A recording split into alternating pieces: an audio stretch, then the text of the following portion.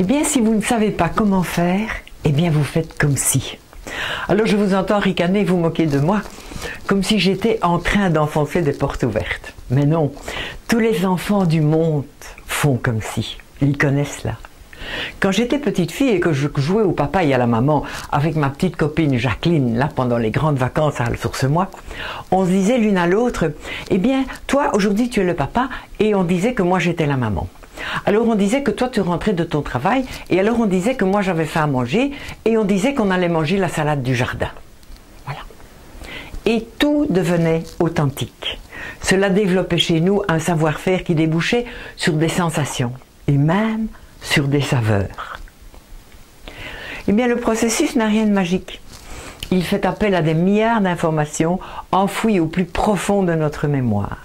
Des informations qui sont recueillies lors de nos expériences et qui sont engrangées, ou des informations décryptées dans les comportements que les autres expriment devant nous.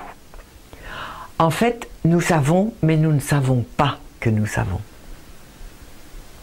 Alors quand on dit à notre cerveau de faire comme si, eh bien cela ne lui pose aucun problème. Il s'empresse d'aller quérir les informations là où elles se trouvent stockées, tout simplement. Oui. Et ces infos sont sauvées sous forme de, vous le savez déjà, d'images, d'auditions ou de sensations, dans des zones bien précises du cerveau. Ça on le sait maintenant grâce à l'image de synthèse, mais oui.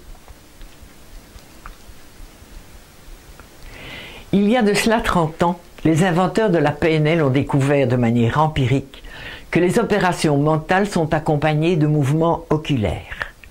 Alors voyons ensemble ce qu'ils ont découvert.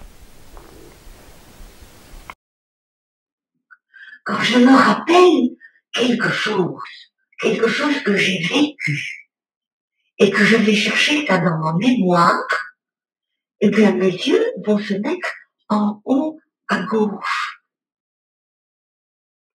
Par contre, si je me représente quelque chose que je ne connais pas, donc quelque chose que j'imagine, que j'invente, alors mon cerveau doit créer l'image.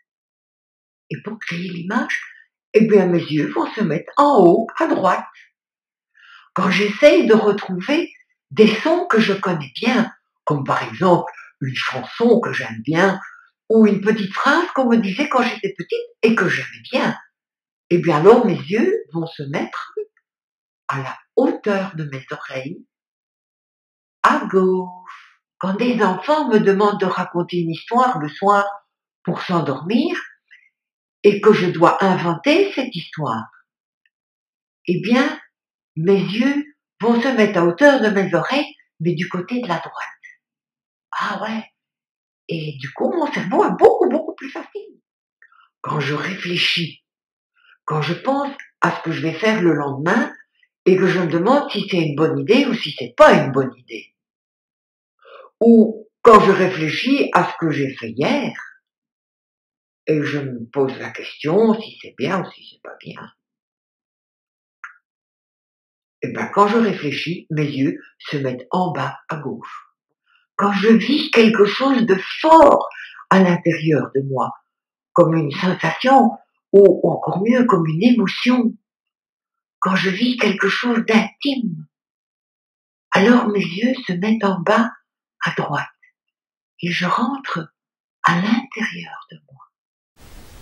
Quand nous mémorisons sous forme d'images, nos yeux regardent en haut à gauche pour les images vécues et en haut à droite pour les images inventées. Quand nous mémorisons des sons, nos yeux se positionnent à hauteur de l'oreille gauche pour les sons entendus et à hauteur de l'oreille droite pour les sons inventés ou souhaités. Quand nous mémorisons une sensation, nos yeux se positionnent en bas à notre droite. Et quand nous nous parlons à nous-mêmes, c'est en bas à notre gauche.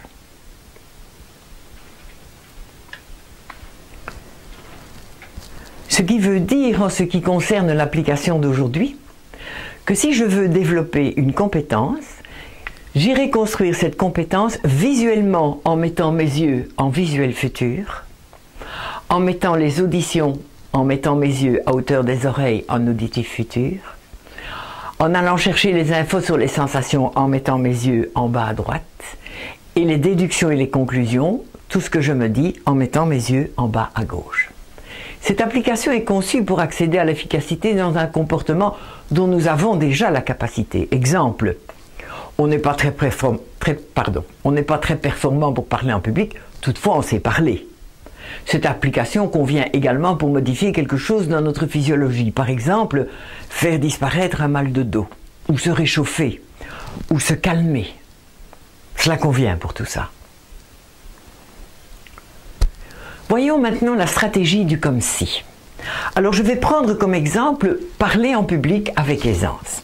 Mais chacun de vous a le choix de son sujet en fonction de ses besoins et de ses objectifs.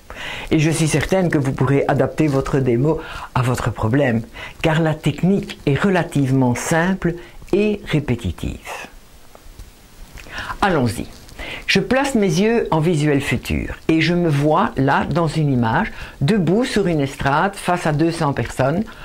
Et voilà, j'ai choisi ce sujet, pourquoi? Parce que d'ici une huitaine de jours, je suis invitée à ce genre de prestation. Et donc je veux m'y préparer. Bien. Mais que se passe-t-il? Je me vois, effectivement. Bien. Les infos s'arrêtent là. Je mets mes yeux en kinesthésique, c'est-à-dire je rapproche mes yeux ici vers le bas. Comment je fais? Je laisse ma tête droite, je descends mes yeux. Il faut que ça tire un petit peu. Oui, ça fait un petit peu mal même. Voilà.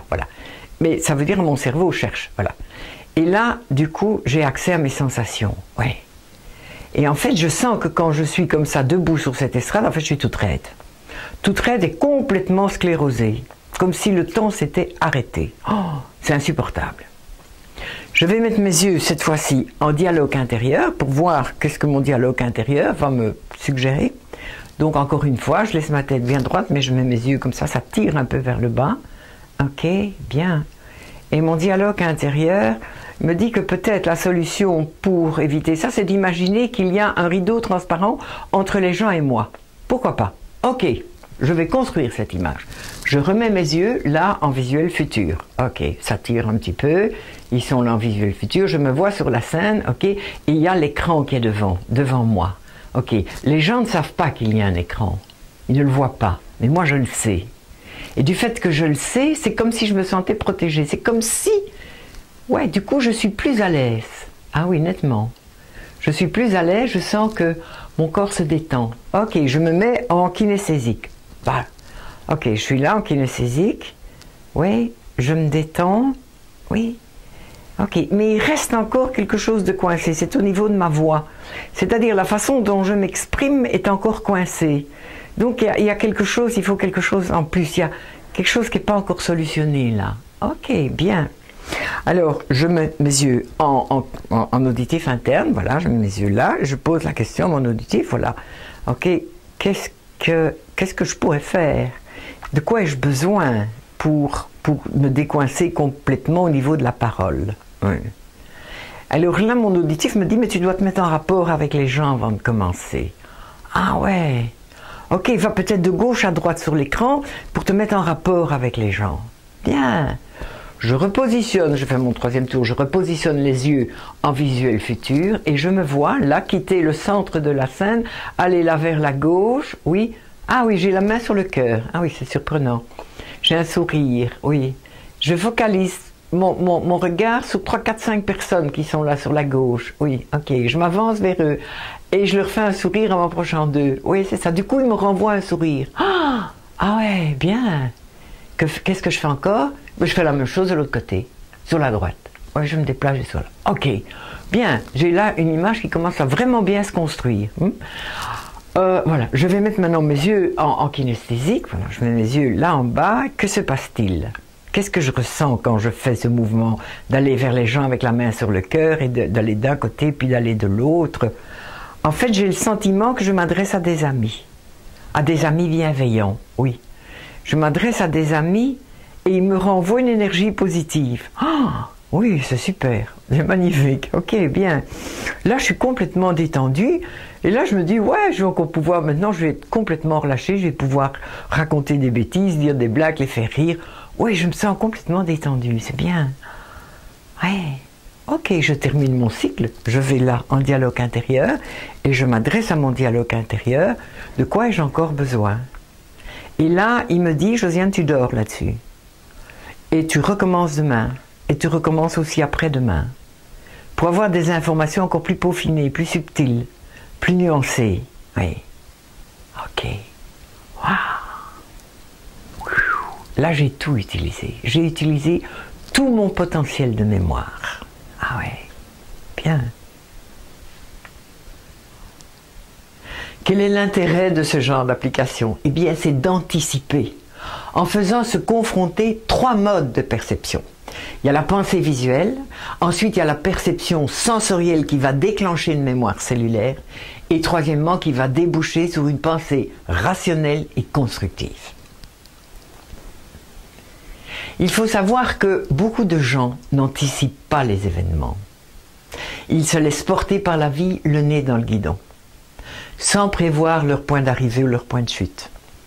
Ce qui laisse les gens démunis et souvent peureux face à la nouveauté. Alors une part plus restreinte de gens pratiquent les anticipations des événements, mais ils n'utilisent qu'un seul canal. D'où l'information est fragmentaire, tronquée et parfois même elle est sclérosée. C'est pourquoi, maintenant que vous savez exactement comment faire, eh bien je vous invite à élargir votre palette neuronale et à partager cela avec votre entourage. Ouais. Alors bon boulot et à très bientôt.